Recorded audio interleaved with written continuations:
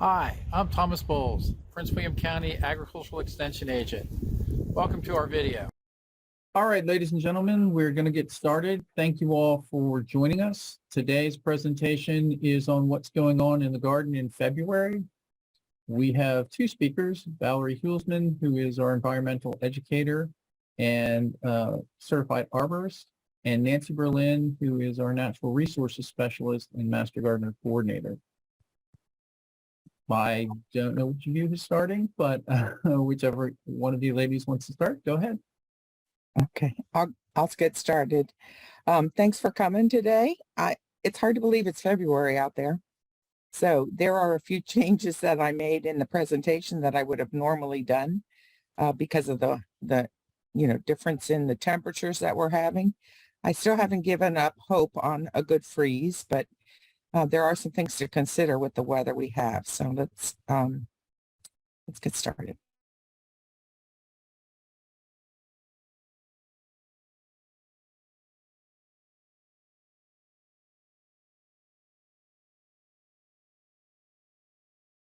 Weeds, turf, pests, cleanup tools, and structures. And this may sound like a big undertaking, but we're going to cover things briefly and leave some time at the end for. Can you hear me? Okay. It says just a minute, but I think you're good now. Yeah, it says my connection was unstable, but I haven't changed a thing. Okay. Anyway, it sounds like a big undertaking, but we're going to cover things briefly, so there's time for Q&A at the end, and maybe some things that you've been seeing in your landscape. So scouting, I think, is the most important thing you can do. Getting out in your yard every day, looking for disease, looking for decay, tree structure, what's going on in your turf. And if you have a lawn that you want to maintain, things that you can do in the lawn. The weeds that we're seeing now, and again, they're coming earlier and earlier, and they're progressing through their life cycle a lot quicker this year, I noticed. So that means they're going to be producing seeds and looking for signs of pests. And Valerie's going to give you some particular ones to look for. So herbaceous plants. This is penstemon, and it's evergreen right now. So I'm looking at my penstemon every day. It does have some spots on it, so I'll show you what to do about that.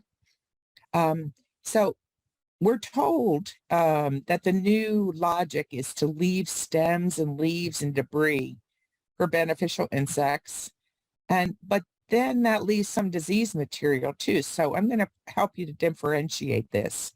So all it takes for a plant to get a disease are these three things that overlap: a susceptible host, and the pathogens are always present in the environment. So as long as they have a susceptible host and a conducive environment, the disease will occur.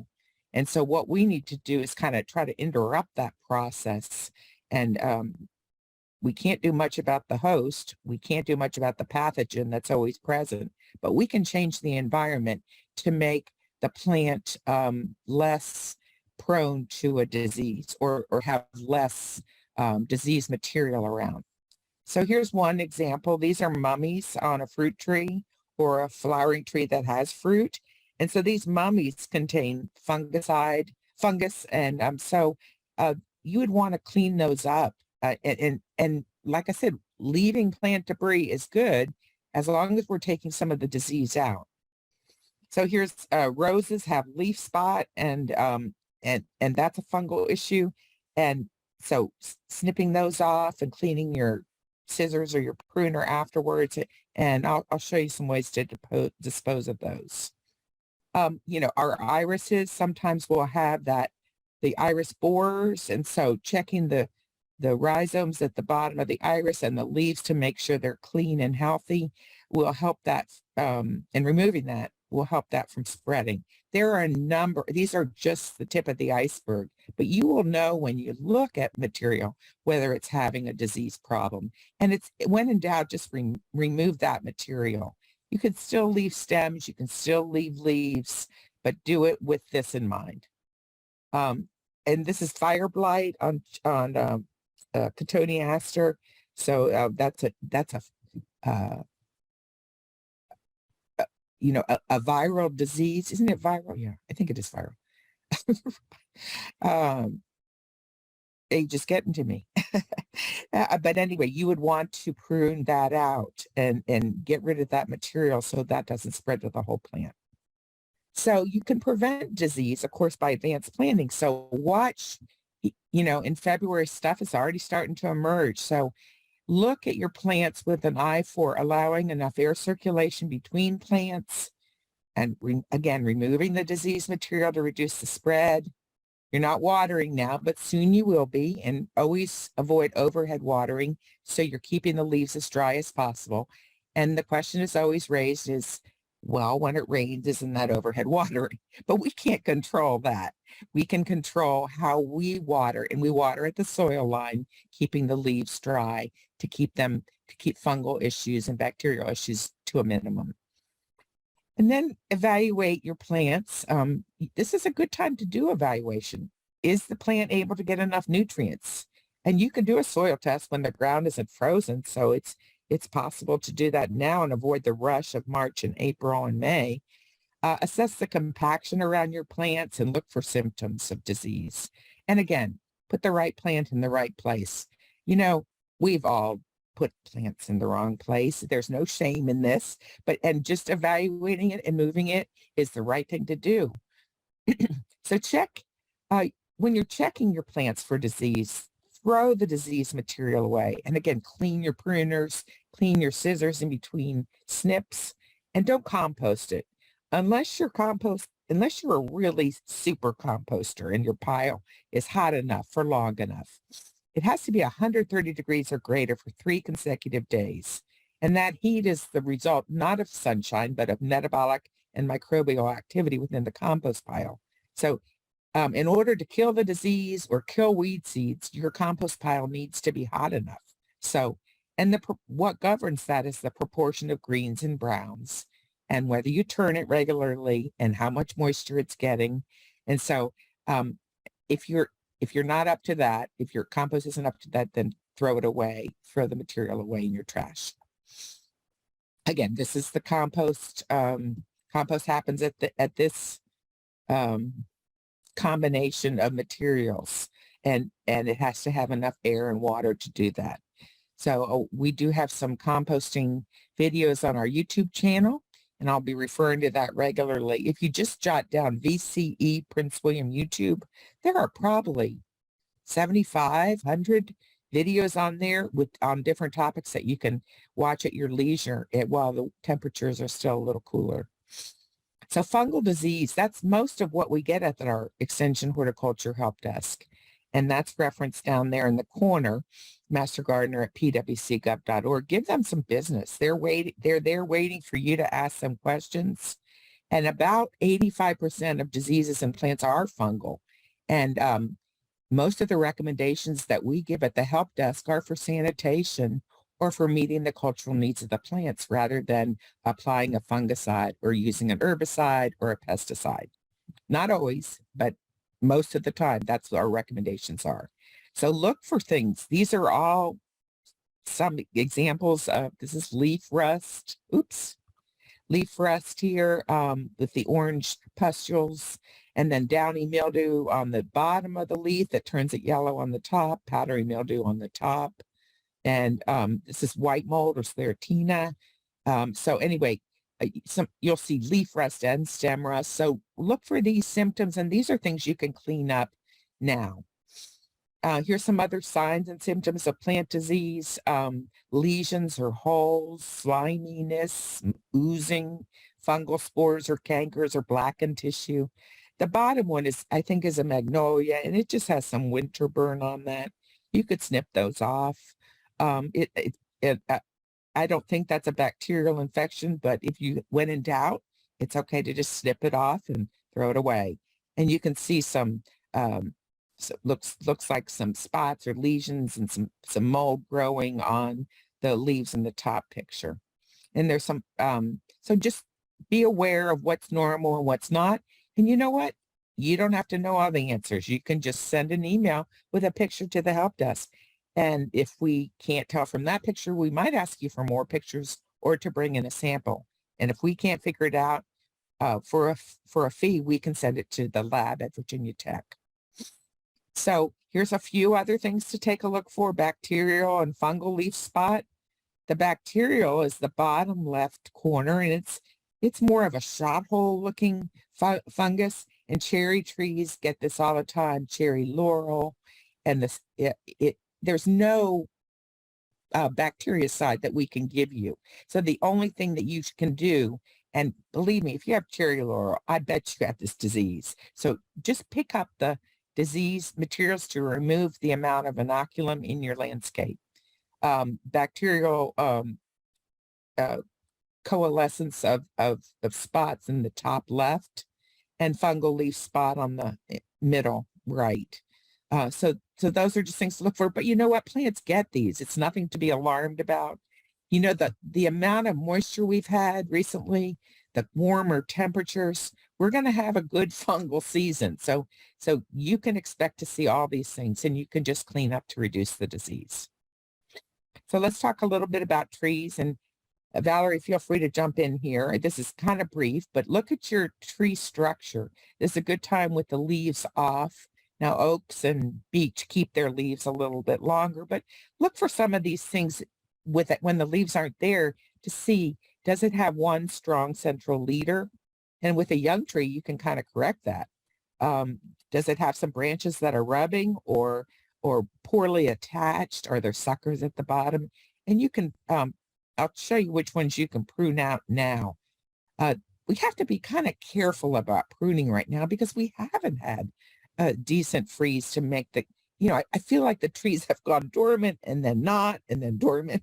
I feel like they're very confused. And so we have to be really careful about what we're pruning now, so that we don't do damage to the trees. So my recommendation this season, unless it gets, incredibly cold again, is that you can remove the 4Ds anytime. And that's diseased, dead, damaged, deformed. Okay, if they're rubbing. So I would go easy on the pruning other things though now. And crepe myrtle likes to rub. So crepe myrtle's genetic disposition is that it wants to, and that could be, beautiful. But if it's rubbing and it seems to be damaging, then you can prune that out. So again, we haven't really gone dormant that well in 2023. So stick to the 4Ds unless we see a big change in weather patterns. And know what shrub you have. And that's the question we get most of the time. When do I prune this? Well, what is it? And we're not sure. So you can send a picture of the shrub, probably the bark. If you can find leaves, the leaf arrangement, send that to Master Gardener's help desk at that email below. And then when we know the shrub or the tree that you have, we can point you in the right direction for the pruning calendar. This is when you prune this particular tree or shrub. Okay, again, we want to go easy on the winter dormant pruning. But like thinking ahead to azaleas, they're going to probably bloom, hopefully, and not get frost damage. But you can find the pruning calendars on our Prince William County website at the Cooperative Extension page. So when you go to the Prince William County website, just put in the search bar Cooperative Extension. And to make a proper pruning cut, no matter whether you're doing the 4Ds or other, you need to protect that branch collar. You can see it pictured here. And the branch bark ridge, if you've taken out a dead branch, you still want to protect that so the tree will protect itself and not let disease get in. So making each pruning cut this way with a clean, sharp pruners or a clean, sharp pruning saw is critically important for the health of the tree or shrub. So hydrangeas, every year people call us and their hydrangeas haven't bloomed, and I suspect we might have that problem again with the iffy weather, the buds forming and then getting frozen. But a simplified approach is just this, to stick with the dead or very old and the dead flowers, just taking those out. Go easy on the pruning of hydrangeas, no matter what kind you have. But if you know what kind of hydrangea you have, or you can send us a picture. We can tell you a little more extensive rejuvenation. So again, consult the help desk and let them know what kind of hydrangea you have, and they can give you more specific instructions. But our uneven temperatures have become very common every year, and every year they affect the new buds. So weeds, lots of weeds are, getting a jump on us. And so I feel like at this time of year, I usually feel like I'm gaining on them. But as soon as it gets much warmer, I lose that feeling quickly. So this is ground ivy, but here's some small winter annual weeds. And there's from the left with the purple flowers, that's henbit. And below that is dead nettle and common chickweed. Those are all up and starting to even put flowers on. In the middle, there's bittercress. And you can see below the bittercress, you can see the little white flower, and that rosette forms seeds really quickly after the flower forms. So this is the time to go out into your landscape and gently pull that up without disturbing the soil. Because every time you disturb the soil around these, all the little seeds of the bittercress want to sprout up too around it. So, and ground ivy is making its way. It's still small, so you have a chance to get these now while they're still small and before they set out seed. Here's some invasives that are emerging in the winter. We already see lesser celandine coming. That's the shiny leaves on the right with the yellow flower. It looks like it's such a pretty flower, and people send us pictures of it, but it is the worst invasive that I think we have in Prince William County, although there are a lot of contenders. And it's very hard to control. So if you see it coming up, you want to dig the soil around it and get the corm up too. Garlic mustard is already coming up in my woods. And again, if you see the flower, that's when it's starting to set seed. But garlic mustard also spreads very well by rhizomes under the soil, and it's allelopathic. It keeps other plants, including native plants, from growing around it. So you want to get these early and get the root as much as you can now without disturbing the soil. I know that's hard, but now that the ground is really moist and warm from the weather that we've had, it's easy to pull up right now. So consider some of the native plants that are ground covers to combat weeds in shady areas. Don't try to go turf in shady areas. Consider some of these. This is the native violet, and if I keep the ground ivy out of its way, it does a great job of spreading, and I have probably 300, 400 square feet of violets in my backyard just by keeping the ground ivy out. Here's a few other shady area native ground covers that help you combat those weeds. Native ginger, the aster, divaricata, the woodland aster. These are good for shade or partial shade. The pacra is the yellow, Pacra aurea. It spreads nicely. And this is Jacob's ladder. It spreads a little more slowly. The blue one spreads a little more slowly, but the leaves stay green all winter. So it's taking up real estate, and weeds have trouble getting in. So we're talking about the lawn, and actually this is Valerie's area. So I'm gonna refer to some of her programming too, but feel free to jump in. So we can assess the bare spots now in our turf. And we have a spring bare spot repair video on YouTube that Thomas did. That's really good to watch. It's very short. I think it's only like 3 or 4 minutes. There's also a spring weed walk in the turf, so you can take a look at both of those at VCE Prince William YouTube. And if you look at the toolbar, there's a search. There's a little magnifying glass, and you can search for these. So voles and moles, I consider these my aerators in my backyard, but a lot of people. So this is the difference between moles and voles, and there's really no good control of these guys. That the moles do eat grubs, so you wouldn't have to use Grub X or any of those other products.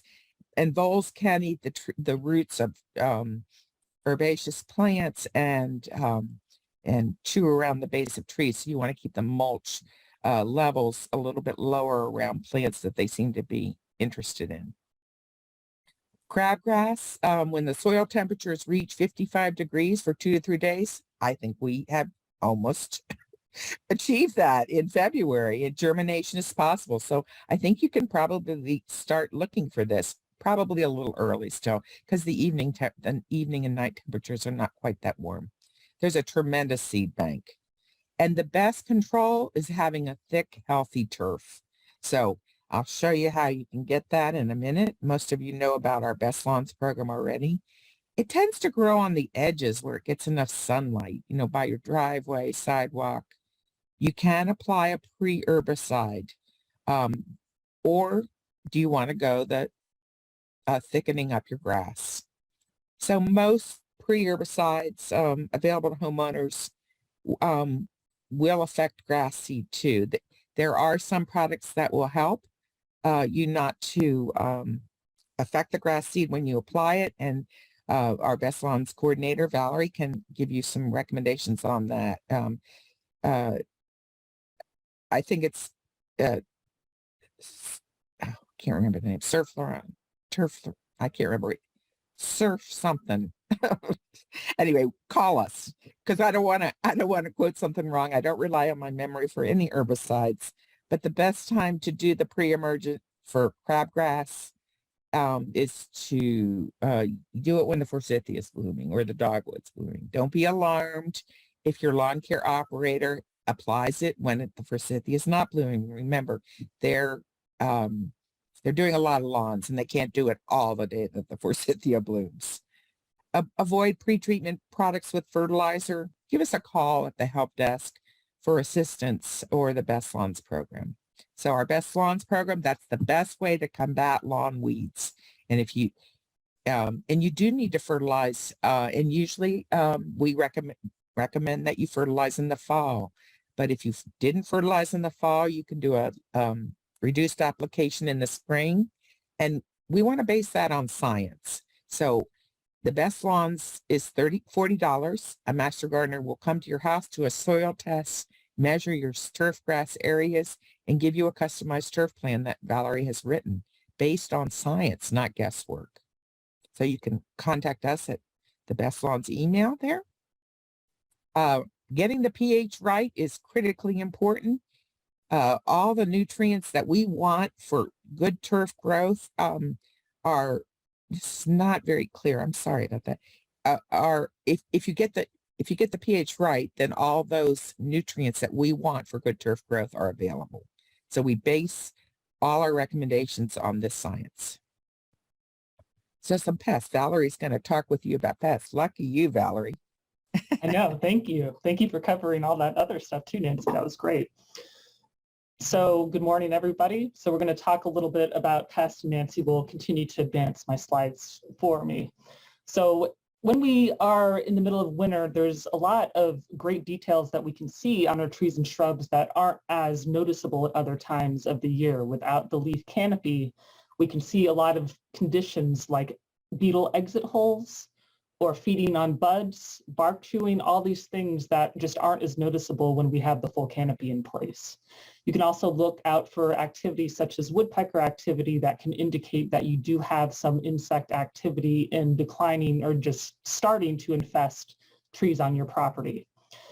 Winter is also a good time to prune out, for most tree species, to prune out those branches that you can tell may be infested. If you know what it is that you're dealing with and you want to go ahead and take them out, some of our common beetle pests that are native to our area, you want to take them out to the compost facility, you're actually moving them at a life stage where they're a lot less likely to escape out into the wild. The same goes for spotted lanternfly egg masses as well. So the winter is a great time to move those. And just a reminder, for firewood, you always want to only move firewood within ideally about 15 miles away, but no more than 50 miles.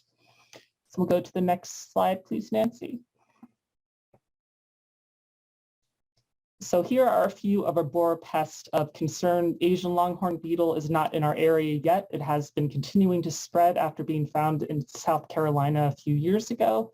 So it is definitely one that many agencies in the area are on the lookout for. It has a few unique characteristics that you can look for, including this bark kind of scraping on the branches that would still be visible from the previous year, as well as exit holes and egg laying sites as well. Each female beetle will lay somewhere between 60 to a couple hundred of those egg niches. So that's another very prominent characteristic that you can take a look for over the winter. And generally you would find those on red maple trees, although they will attack several other tree species as well. There's a few other native beetles of concern that might be impacting your plants too, such as the locust borer, which is typically found on black locusts. We also have the red-headed ash borer and banded ash borer. Both of those will attack just generally declining hardwood tree species, including things like hickory and elm. So those are both very important to take a look for. The exit holes are similar to what the Asian longhorn beetles look like, kind of rounded. So you can kind of tell if you have an infestation going on some of your potentially weakened trees on your property. All of these can cause structural weakness, cracking, and also die back up to mortality. So definitely taking a look for these features over the winter can be helpful to predict how your tree may respond in the future.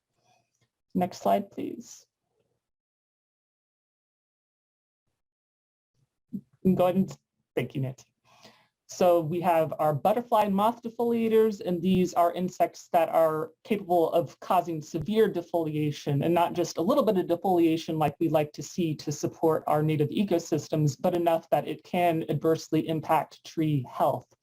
So when it comes to eastern tent caterpillar, a lot of our trees have kind of co-evolved alongside it. It is a native species, but it can reach higher levels, especially on ornamental fruit trees and other younger, smaller trees that may be in our landscapes. Black cherry is pretty well adapted to handle its effects, but you can definitely take a look out for those egg masses, and that's that middle picture right there, and you can prune them off should you find them. So this is a great time to take a look for them. If you do happen to find that really intense webbing and caterpillars, like you can see at the bottom part there, you can go ahead and break it open, let some of those birds get an opportunity to feast on them, or you can also just remove them off completely into a bucket of soapy water if you have a small enough tree where you can reach them. Spongy moth, our Prince William County Department of Public Works does annual monitoring for these guys every year. And we have had low populations for the past few years, but you can definitely always take a look out for them. The new name is spongy moth, a change from gypsy moth that some of you might be familiar with. But looking out for those very fluffy, almost cottonly-like egg masses, this is a great time of year to do that. The caterpillars will hatch in early spring.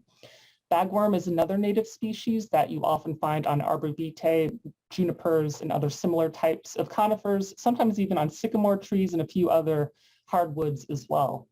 So these guys can also reach outbreak levels pretty rapidly. So if you have a tree or shrub where you're noticing them, you can hand pick them off. Right now is a great time to do that before, again, the caterpillars hatch out in the spring. Next slide, please, Nancy. So we wanted to talk a little bit about two of our sap-feeding insects. Both of these are kind of recent introductions to Prince William County. We have the spotted lanternfly on the left. Right now, you would be seeing egg masses visible in your landscapes.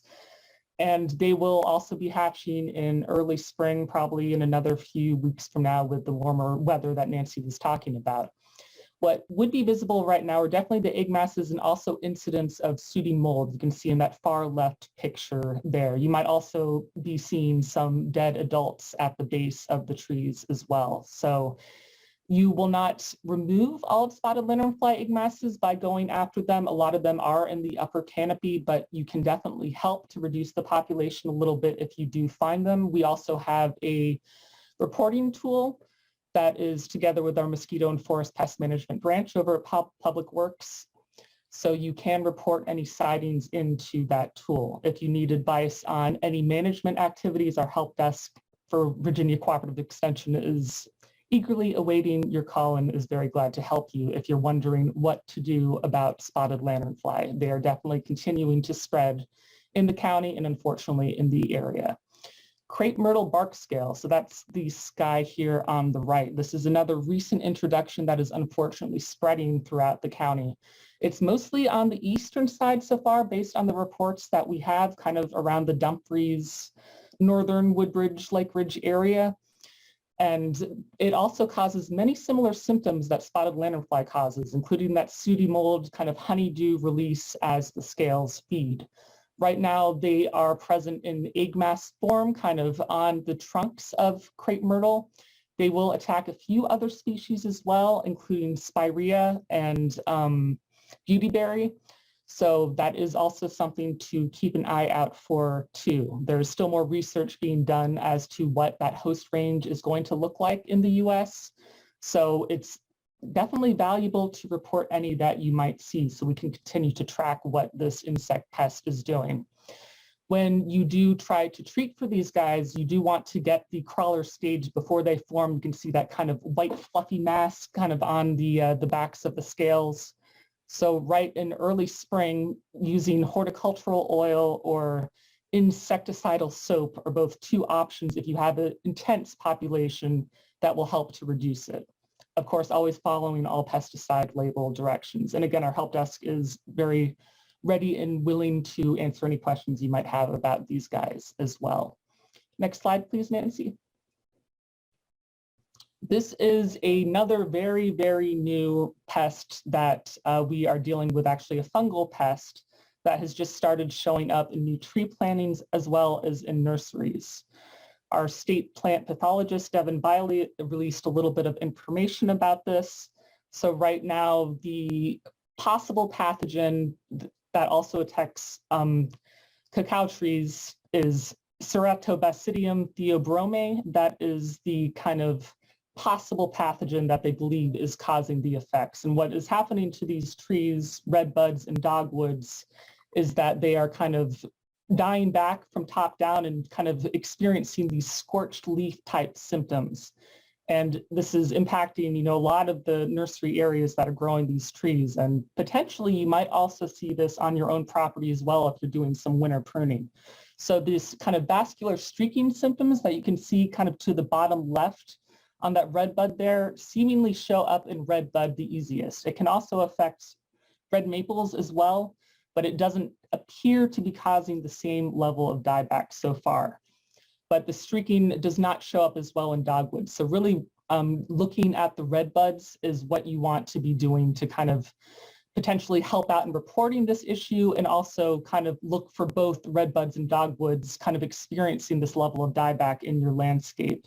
If you want to send in a sample, they are advising to send in the whole plant if possible. If it's a younger tree, if it's a larger tree, we might have to work with you a little bit to get that sent down to the Virginia Tech pathology lab, but definitely reach out to our help desk if you are starting to notice these symptoms on your trees. And I will pass it back to Nancy. Okay, thanks, Valerie. That was great. And sad. Okay, okay, so let's see, get rid of this.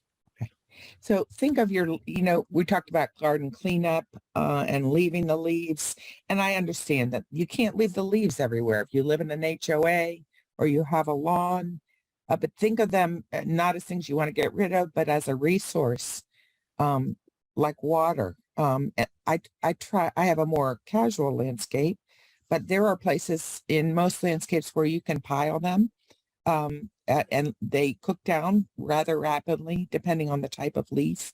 You can put them around your trees as mulch. I mean, that's what trees want to be mulched with. I mean, that's the natural mulch.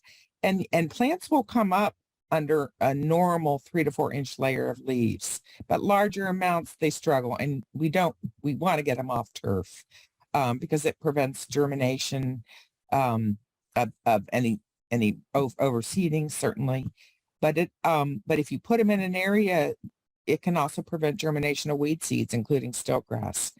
So I'm still working through this process myself, leaving them in some places, raking them to other places in my yard, putting them in the compost bin.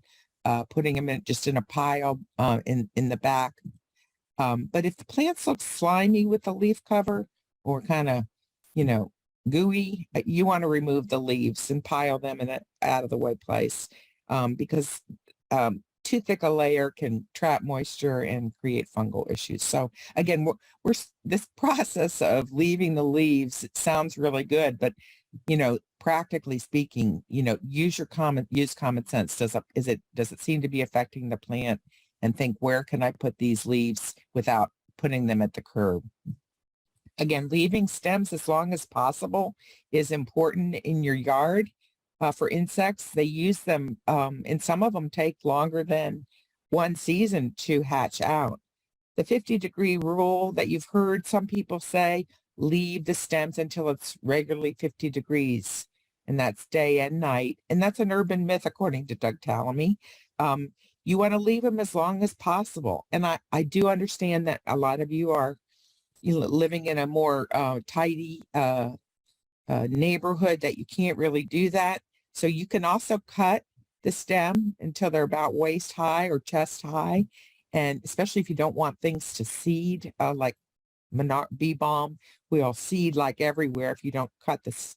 And what I do is I'll cut them off at chest height, and I'll put the seeds in a container and leave them out for the birds another way so that I don't have to deal with too much seeding. Again, there are 4,000 species of native bees that depend on our leaves and our soil to nest in the ground, but 30% of those native bees use stems to overwinter in, and sometimes they might not hatch out when it's 50 degrees. They might need a little bit longer period. This is just a picture from a stem in my yard where they hollowed it out, and all of a sudden I saw this sawdust, and I realized that a bee was using it. Here's a few of the cavity nesters and things that you might see in your yard that can, and these are critically important pollinators. So we're not just talking about leaving a mess in the yard. We're talking about leaving habitat for important pollinators. So leaving litter in place rather than raking up is an effective way to support. One of the leaf litter lovers is a Luna moth. Another one is the morning cloak, and they're starting to come out now already. And then I want my grandchildren to be able to see fireflies, and this is what a firefly larva is, and they overwinter in leaf litter too.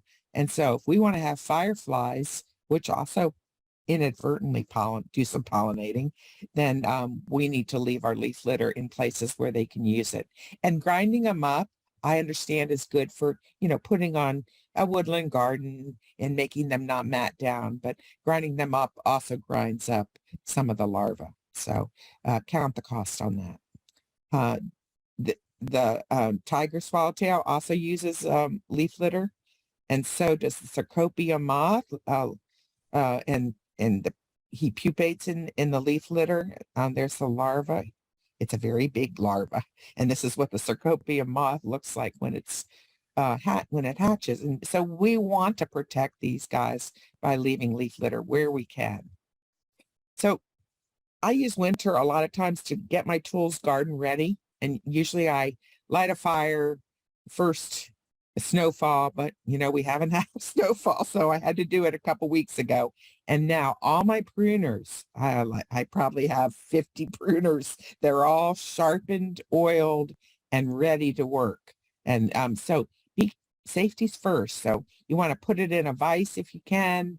There are lots of good YouTube videos, not on our channel, but on other channels, for how to sharpen a bypass pruner.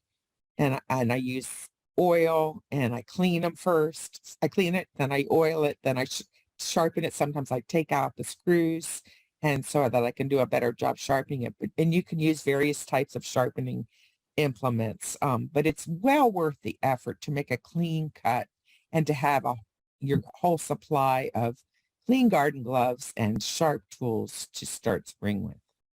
You want to also clean your shovels, get the rust off of them, clean the dirt off, and then you can sand off the rust, and you can put some oil linseed oil or another oil on them to keep them from getting rusty. But it's so nice to start spring with a clean shed full of good sharp tools. You can also sharpen the edge of these shovels too with the same manner. So just Google that on YouTube and you'll find some really good videos. But remember, safety first. Make sure they talk about safety and how you can keep yourself from cutting yourself. So I think that garden planting this time of year is the most fun. I look at my seed stack and I have a lot more seeds than I have time for, but it's fun to dream. And so before you go to the garden center, think about whether the plant that you're going to buy is going to make more work for you, or whether it's going to be a good addition and a more sustainable landscape plant. Do you have a place to put it? Think about what you need before you go. I fall victim to all the plants that are blooming too. But look for plants that you know will fit into a place that you have. And if it doesn't work out there, then move it. There's no shame in that. And can you select a native plant instead? You know, the big box stores have a lot of non-natives and a lot of invasive plants. So you can look for this Northern Virginia native sticker by Plant Nova Natives. They put these at garden centers, not the big box stores. And you can look for that at your garden center to find a native plant, or certainly ask for help from a staff person. Say, I like this plant. I like the characteristics of this plant, but I'd really rather have a native. Can you recommend something? You can also do a Google search for that. Plan your spring. Since you have less cleanup now, you can use that time to plan before you go to the garden center and look for zones in your yard and make a weeding or an irrigation schedule. If every Monday I'm checking out my new trees that I put in to see when they need irrigation or when the weeds are crowding out the roots, and then I move to the next area on Tuesday, that seems to work pretty well with me. It might work well for you. Look at your hardscape. Do you need to make some plant supports? Are there fences repairs? Is there hardscape repair needed? And order some seeds and bulbs if you haven't already. We're into the summer bulbs now, so think about what bulbs you can put in to fill in gaps in your garden. And I love this idea. I made one of these. It didn't turn out quite as nice as these, but everybody's got a lot of woody material matter if you have any kind of trees around you, and using that for building some plant supports instead of putting it in the trash. It doesn't compost real well. It's such a fun idea. So like to challenge you to consider that. The one I made, I used some branches off a crepe myrtle, super strong wood. And so mine looked like that ladder at the left, but it wasn't quite that nice. So here's just a few resources about using leaves and pruning. Again, you can always contact the Extension Horticulture Help Desk. It's Master Gardener, no spaces, at pwcgov.org. And we'll go back here and leave that on and see if you have any questions.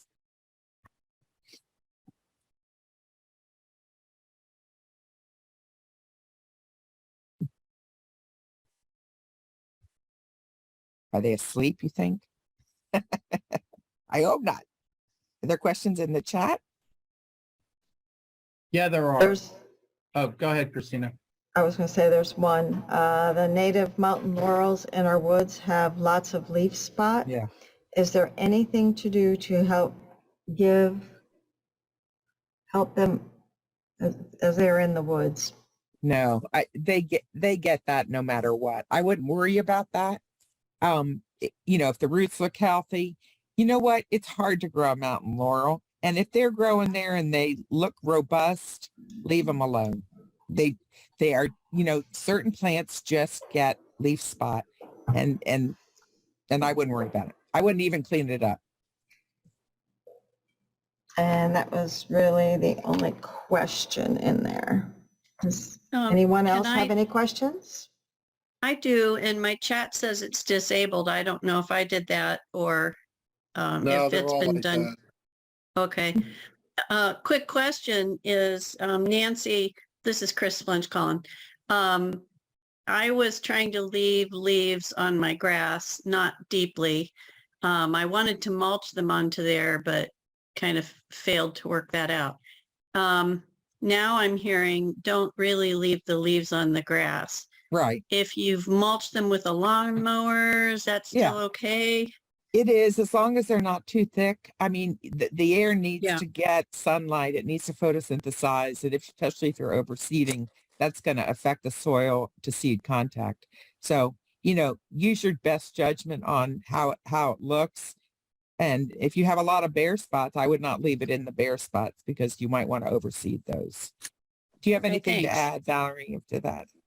Yeah, I was going to, I think that's good advice. The other thing too, if you're trying to leave the leaves for wildlife benefit, kind of raking them into a pile is your best option, kind of putting it back into a corner of the yard where you're not concerned about maintaining the lawn and kind of leaving them there for the insects and other critters to make use for, we've heard is a good route to providing that wildlife support.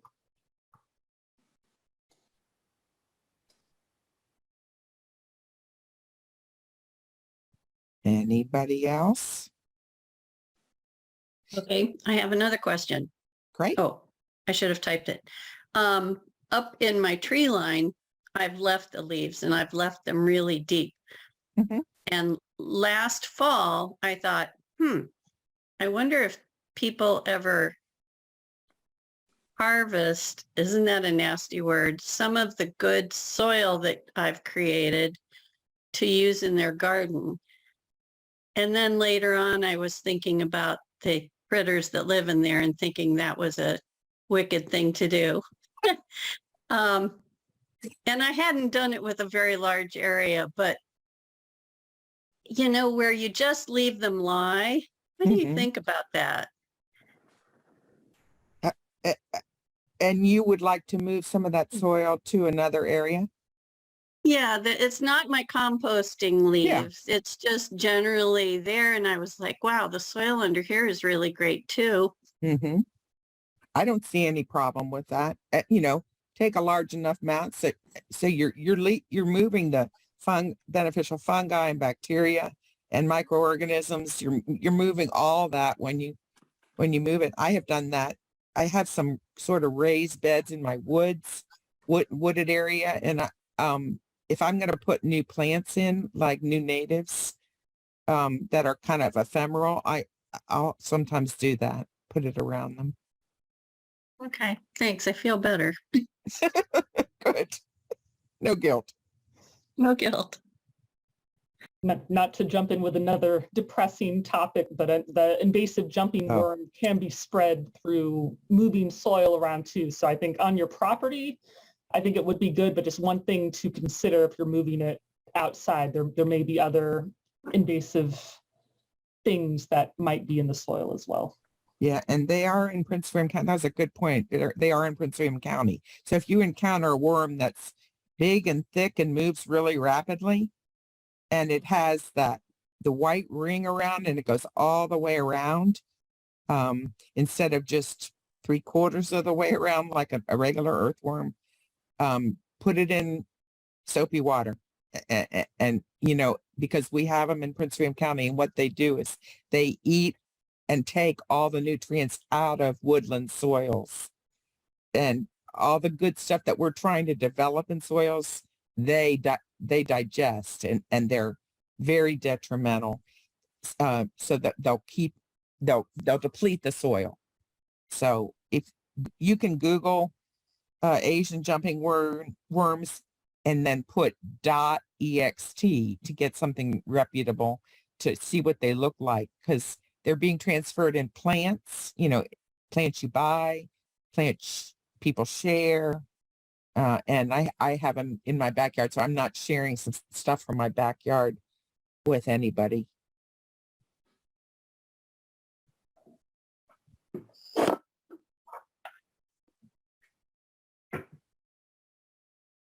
Got a question, Dennis, or no? I don't see any other questions in the chat box. Okay. Well, thank you guys for coming. Remember to contact our help desk. They're awaiting your questions, plant identification, disease help, pruning problems. So let us know what we can do. And thank you for being with us. You'll be receiving an evaluation by email, just a quick evaluation with a link. So if you could complete that when you get it, we will send that out with the recording of this class. So thanks a lot for coming. Thank you, Nancy and Valerie. Right now, we don't have a definitive schedule for our next classes, but we are planning on having a couple classes in March. Check out the Prince William County website, pwcgov.org/grow. And we should have those, should have the March schedule up within a week or so. Again, thank you all for coming, and we look forward to seeing you next time.